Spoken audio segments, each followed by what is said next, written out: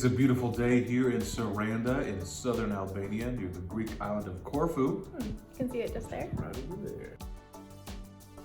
Today we're going to go visit Butrint National Park, an archeological site. It's about 18 clicks south of Saranda, so we're going to take a bus down there. It should take about 40 minutes of beautiful coastline. Butrint is a huge national park, and inside there is the ancient city of Butrint. It's one of the most important archaeological sites in Albania, and it's also a UNESCO World Heritage Site.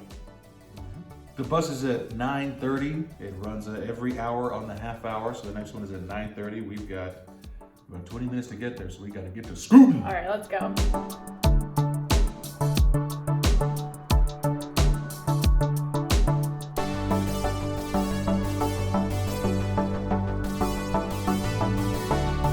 It's 9:29. We ran for the bus, and we made it. And there's currently no driver.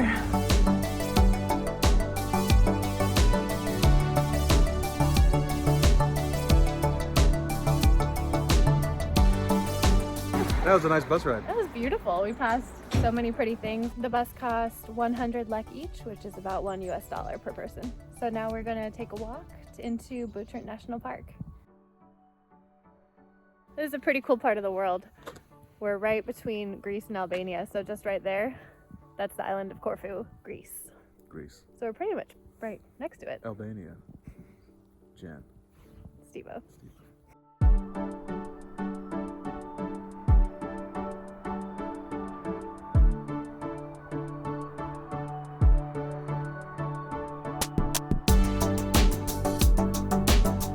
They have maps in all sorts of languages. And Sky is here. Sky, you gonna join us on our journey? The guy taking tickets. This is his doggy. So cool. All right, let's get exploring. Oh, this kitty cat. Are you okay, little kitty? Butrint is an ancient city, possibly dating all the way back to the 12th century BC. It was controlled by many different empires over the years, most notably the ancient Greeks, Romans, the Ottomans, and the Venetians. Inside the park, you'll see many layers of history dating all the way back to the 4th century BC, which is 2,500 years ago. This is a Venetian Tower behind me that was built in the 15th and 16th century. The city was repeatedly attacked by the Ottoman Empire, who were trying to get control of Butrint and Corfu.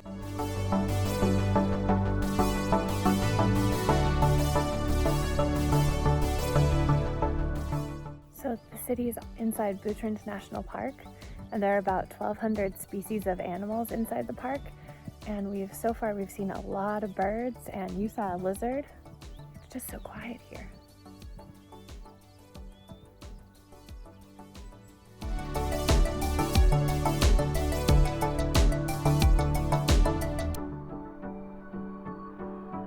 Behind me are the ruins of a 4th century BC chapel to the god Asclepius, probably pronouncing that correctly, the god of medicine. Worshippers would come here for the healing waters of Butrint, and then they would still die, because that was a long time ago. By the 3rd century BC, the chapel was modified to include a theater, which you see here behind me.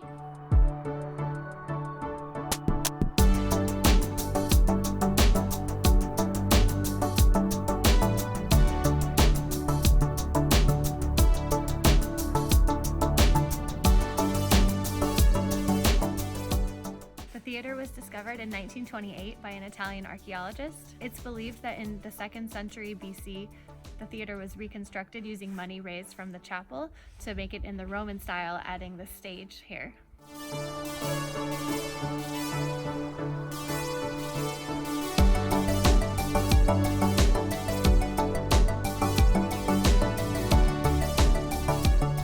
Julius Caesar himself arrived at Butrint in 44 BC and said, "Hey, this place is pretty sweet. Let's make it into a real Roman town." There are signs posted outside of every site in the park.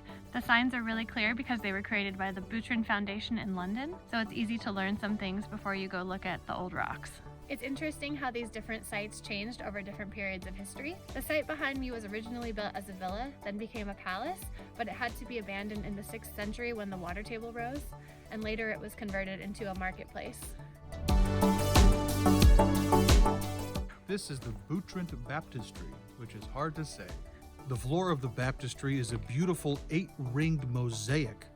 Unfortunately, it's covered up right now because we're in a lagoon, and the constant rising and falling of the water would cause the mosaic to deteriorate very quickly. The mosaic is uncovered every few years so that people can see it, but today is not one of those years.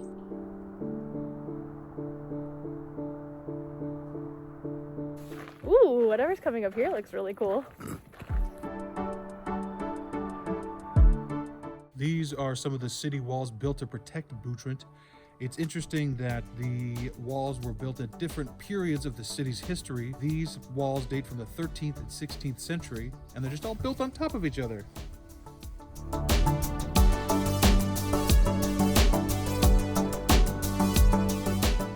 We're standing inside the Great Basilica, which was constructed in the 6th century AD. The basilica was constructed at the same time as the baptistry, and there was also a mosaic across the floor here in the basilica. But it's not here anymore. I think this is one of the coolest things we've seen today. This church is really well constructed and a lot of the structure still remains.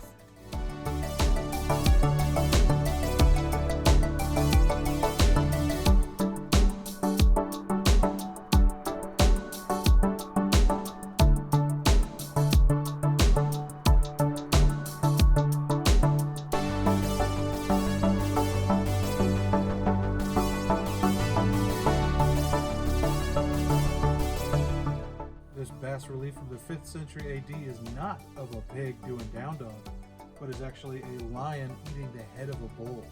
Sections of this wall are really tall. I would say this part's at least 3 or 4 Stevos tall.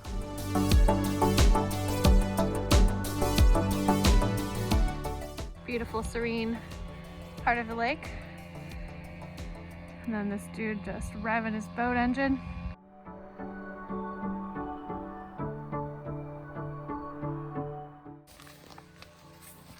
Stevo's investigating, but we may have hit a dead end here. Do you think that's it? He says maybe. That's good enough. There's a hole in the wall. Oh yeah, that's gotta be it, right? That's a fun little off-road adventure part. Oh, yeah, okay. All right, let's do it. Yeah, this seems right. It's definitely a path. All right, let's go for it. This is probably it, but it shouldn't be it. There should be... those are just mud steps up the hill. Oh yeah, you got it.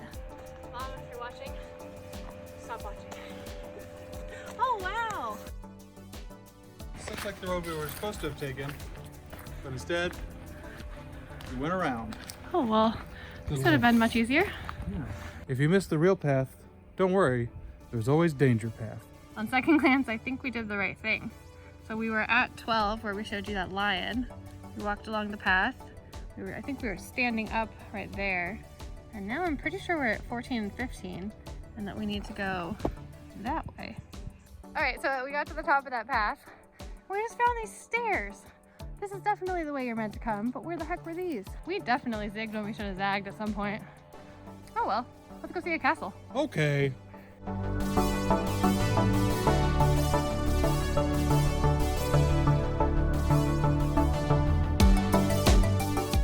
Looks like we've come to the top of the hill and a museum.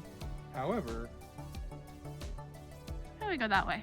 I wonder what happens over there on these paved steps.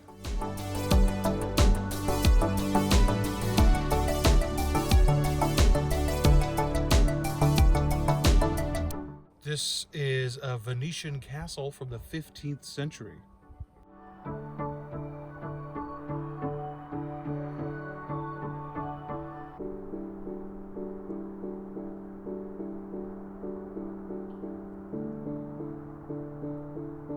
The signs marking the points of interest along the path talk about a lot of different mosaics and statues, and you look around like, well, where are they? They're in here. We're not allowed to film inside, so we can't show you, but when you come up to the castle, make sure you go downstairs into the museum area. It is really cool. Really cool. We just exited the castle. Now we're going to try to make this bus down the hill at 1:30. We've got about 10 minutes. Wish us luck. And the stairs coming down from the castle dump you right out by the first part where we came in. This guy's still here being cute. All right, time to go back. You can take this funky little cable car across the water to the triangular fortress. You could also add on a boat ride out to Ali Pasha's castle. There are boatmen by the parking lot, and you can try to arrange with them to take you out. Just make sure you agree on a price ahead of time. Ali Pasha's castle is located at the mouth of the Vivari Channel, and the only way to reach it is by boat. The castle was built by the Ottoman ruler Ali Pasha of Tepelena in the early 19th century in order to protect Butrint. The castle was built over a Venetian fortified house which controlled fishing traps in the bay. You can still see some remains of the house inside. The views of the bay, of Butrint National Park, and Corfu are stunning, and we really enjoyed this boat ride. We spent about an hour and a half between the boat ride and exploring the Ali Pasha Castle ruins. We did this boat trip on a different day with our friend Sonia, who is a tour guide in Saranda, but you could easily add it on to your day trip out to Butrint National Park. We were there for 3 hours. Yeah, it went really fast. That was so much fun. We just walked around, read all the signs. So this is a perfect half-day trip from Saranda. I would definitely recommend it if you're here, if you like archaeology and history and learning. All of the signs had perfect English, so we were able to read because that's the only language we speak. It cost about $10 US to get in, which is 1,000 lek. Yeah. We learned 1,000 lek worth of history. Absolutely, that was really interesting stuff. And there are tons of kitty cats who've come to say hi. Meow. So we made it back just in time to catch the bus back to Saranda, and then we're gonna go get some lunch. There are so many kitty cats here. So going back, it's not the green bus, it's this other bus, but the guy said they're going to Saranda, so I think this is right. Feels right.